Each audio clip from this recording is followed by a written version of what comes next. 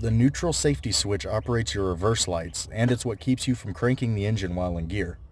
Whenever they get dirty, you can notice in some cases your reverse lights stop working or work intermittently. A severe symptom can be a no-crank situation, in which case you would need to shift to neutral to start the vehicle. It is located on the passenger side of the transmission next to the dipstick tube. To get started, the 12mm bolt will need to be loosened and removed.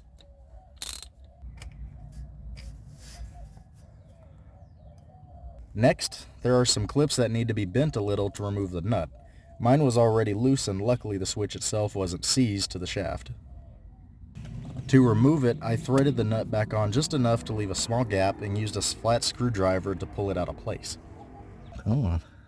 I even get it, not yet. There we go. Alrighty. That's what we're after. This is the plug to the switch. I unclipped it to pull the switch from under the Jeep. There were 2 reusable zip ties holding the harness. One just disintegrated, but I was able to save the other one.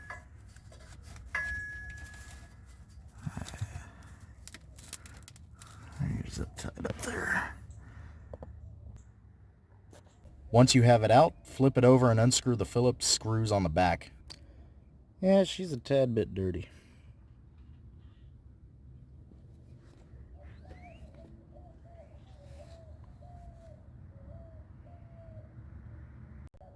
Well, that's about as clean as it's going to get. I ended up taking a wire brush here and cleaning out most of the grease. You can see there's still some in here, but that's fine.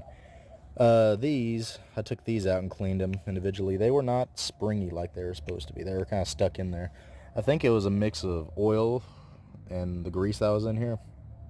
But I wiped all of it out as much as I could, and I put a little bit of automotive grease in here. Just not too much, but enough so this doesn't slide metal to metal.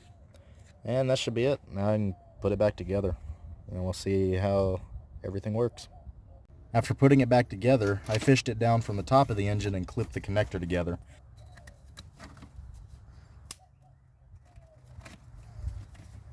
Then I went underneath and put the switch back in its place. So I'm going to put this 12mm in here just to hold this. Then we're going to go test out the lights, because I would hate to put all this back together and nothing be working.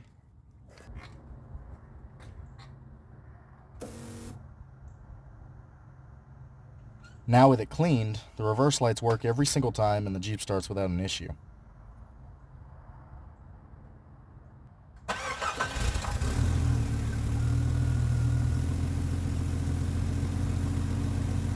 Now that I verified I didn't break anything, I put the felt washer back on along with the locking plate, and finally the nut.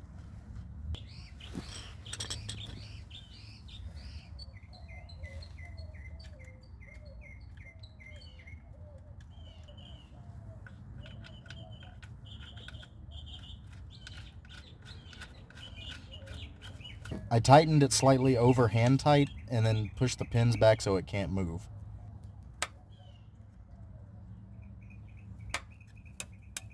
And finally, I zip tied the harness, which took more time than it should have. And that's pretty much it.